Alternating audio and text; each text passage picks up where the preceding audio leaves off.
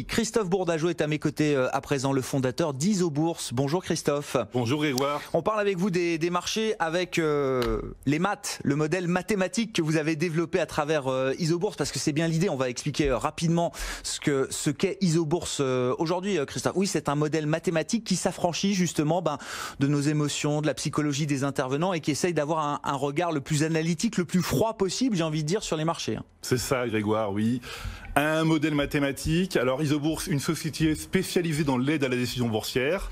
Nous éditons un logiciel et un modèle mathématique depuis quasiment 20 ans.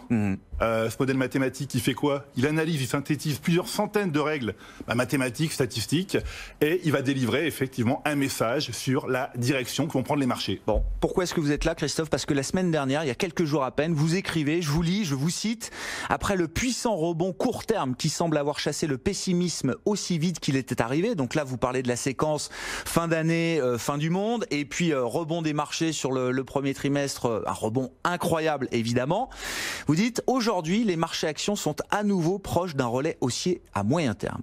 Et c'est là où j'attends vos explications. Quelles sont les indications, le faisceau d'indications qui vous font dire que ça n'est peut-être pas terminé, Christophe?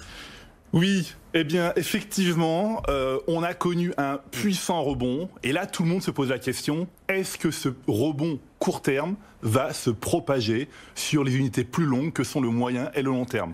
Ça, c'est la grande question que tout le monde se pose.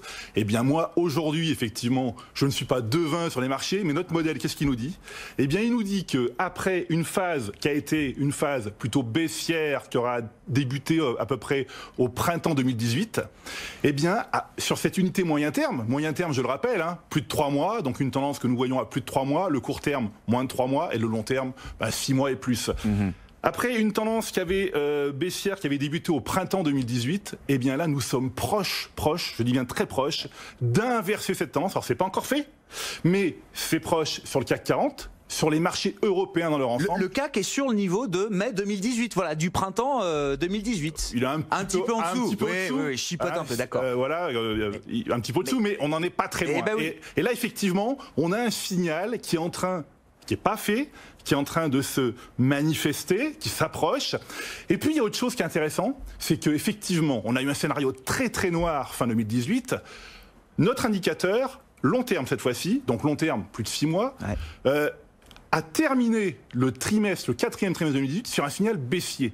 Ça faisait depuis 2013 qu'il n'avait pas donné un tel signal. Donc là, moi, je vais vous dire franchement, Grégoire, j'étais incapable, le modèle, et nous étions incapables de dire clairement ce qui allait se passer au premier trimestre. Ça a été d'une fulgurance. Prédire fin décembre qu'on allait avoir un rebond de cette ampleur sur le premier trimestre de l'année, c'était impossible. Non. On se devait d'être extrêmement prudent. D'ailleurs, nous le sommes toujours, puisque nous avons une exposition d'actions françaises qui reste effectivement plutôt modérée, autour de 50%.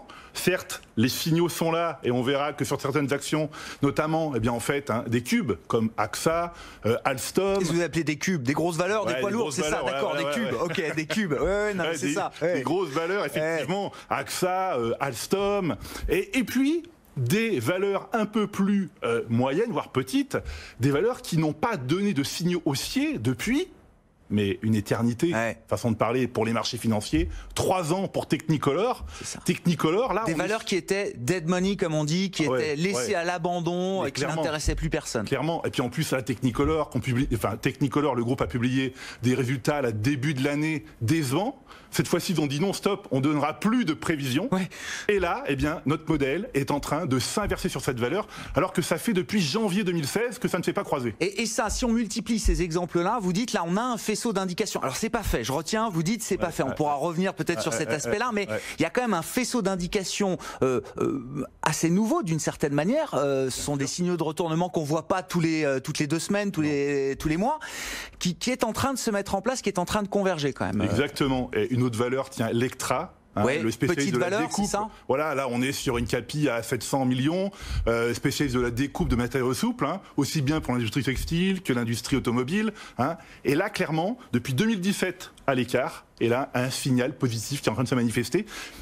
Alors, on ne va pas chercher nombre de signaux sur les petites valeurs. Là, on reste encore quand même très prudent, parce que c'est quand même les petites et moyennes qui ont subi vraiment les foudres du marché l'année dernière. et depuis déjà 2017 pour certaines. Mais là, effectivement, il y a de beaux signaux sur les valeurs, les grandes valeurs. Hein, les grandes valeurs, on dit toujours qu'elles continuent de pousser pendant que les petites et moyennes continuent un peu de consolider, voire de baisser, de stagner. On voit une inversion, donc il y a quelque chose de positif sur ces marchés. Ouais. Franchement, voilà, il y a quelque chose de positif. Oui, il faut le constater. Voilà. Oui. Et à l'approche de cette fin de mois d'avril, on a certainement une multitude de signaux haussiers qui vont se manifester. J'en ai cité quelques-unes. On pourrait ajouter dans le secteur automobile Peugeot, Michelin, Peugeot. Mon dernier passage en décembre. Peugeot, ça a toujours été un ovni dans le secteur auto. Ça fait déjà quelques trimestres, quelques années que le titre se comporte beaucoup mieux que le secteur. Parce qu'on a une tendance de fond long terme sur Peugeot qui est haussière. Ouais. Et là, effectivement, on a d'autres valeurs sont en train de rejoindre Peugeot. Oui. Bon, j'irai pas encore sur Valeo. Hein, qui est encore trop inverse, d'une certaine manière. Valeo, ça a été extrêmement mouvementé enfin, ça fait des mois que c'est mouvementé. Mais un jour, peut-être, il faut juste être patient en bourse. Être patient, c'est quoi? C'est se dire, j'attends d'avoir un signal moyen terme. Mais le signal moyen terme, encore une fois, 3 mois. Mais est-ce que les investisseurs sont patients? Ça, c'est la bonne question. Ouais. Oui, mais alors... Qu'est-ce qui manque d'une certaine manière, Christophe? Parce que beaucoup d'investisseurs, ce qu'on appelle les investisseurs de long terme ou les long only, ceux qui sont là pour acheter le marché à plusieurs années. Alors le moyen terme 3-6 mois, déjà, je suis pas sûr qu'ils soient convaincus encore d'un moyen terme 3-6 mois qui soit positif. Quels sont les signaux qui manquent? On a beaucoup parlé de ce marché ou de cette hausse très concentrée qui se fait autour, alors peut-être d'une dizaine de valeurs à peine aux États-Unis sur le S&P 500, mais depuis peut-être 2017 maintenant. Pareil à Paris. Je veux dire, on parle toujours de Airbus, Kering, L'Oréal, Hermès, LVMH, évidemment. Cette poignée de valeurs qui explique peut-être 30-40% de la hausse de l'indice parisien. Est-ce que cette concentration est en train de s'élargir un petit peu d'une certaine manière? Est-ce qu'on a une participation plus large désormais? Oui. Là, clairement, on était sur des signaux haussiers moyen terme. On pouvait les compter sur les doigts de nos deux mains. Là, maintenant, il va falloir plus de 2 mains pour pouvoir les compter. Ils sont en train de se dessiner. Quand on prend l'Eurostock 50, les grandes valeurs de la zone euro, là, clairement, on était jusque-là, ça fait 16 mois que notre indicateur était quand même plutôt modéré, pessimiste, négatif. Là, on a un accroissement des valeurs positives. On est en train de passer sur le niveau des 50%, mais niveau de 50%, positif. Donc là, clairement, il y a vraiment des signaux qui se manifestent. Et si on peut pousser plus loin, mais c'est les marchés américains. Les marchés américains, c'est franchement... Ils sont record. On est à 1% des plus hauts historiques, là. Et surtout, quel est l'indice qui a dépassé qui s'est affranchi de son record historique récemment? C'est l'indice SOX, les semi-conducteurs. Il faut rappeler, c'est un indice de Philadelphie, c'est ça? C'est la bourse de Philadelphie qui l'édite, cet indice, comme de nombreux autres indices. Et cet indice, il est très suivi parce que les semi-conducteurs, eh bien, encore une fois, je me répète, on en a partout. Et c'est un indicateur qui donne une vision de l'économie mondiale. Et cet indicateur-là, ça faisait depuis 2010 à long terme qu'il n'avait pas donné de signaux baissiers.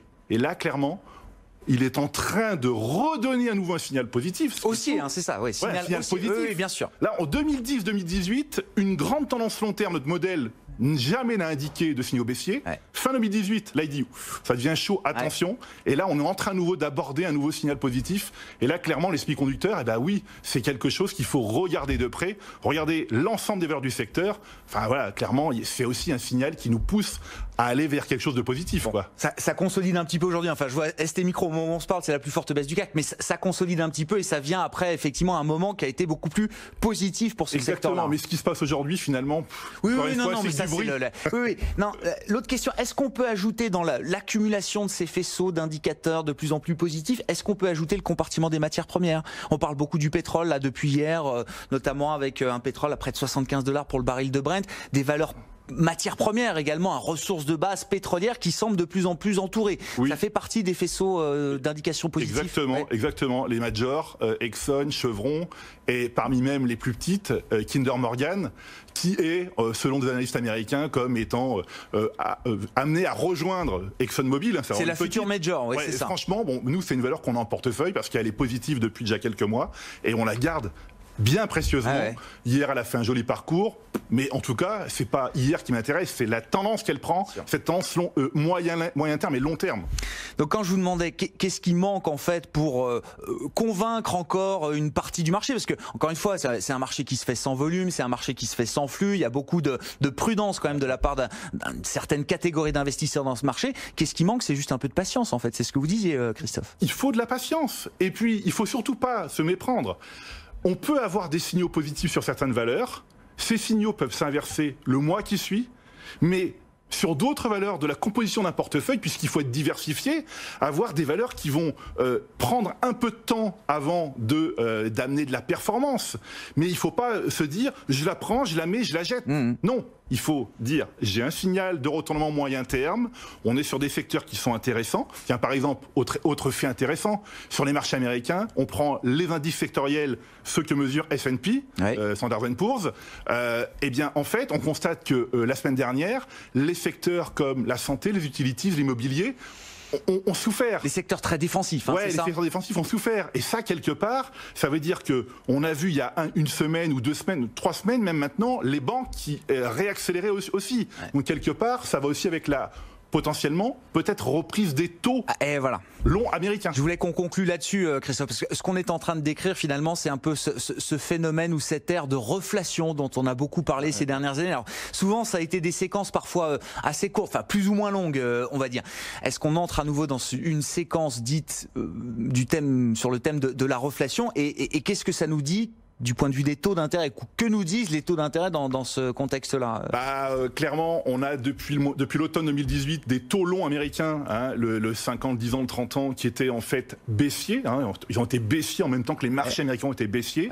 Là, quelque part, ces taux demeurent aussi à long terme. On subit une consolidation. Il y a toujours l'idée que les taux vont remonter quand même très graduellement, très progressivement. Sur le long terme, sur le long terme, les taux américains, chez nous, selon notre modèle, présentent toujours une configuration haussière.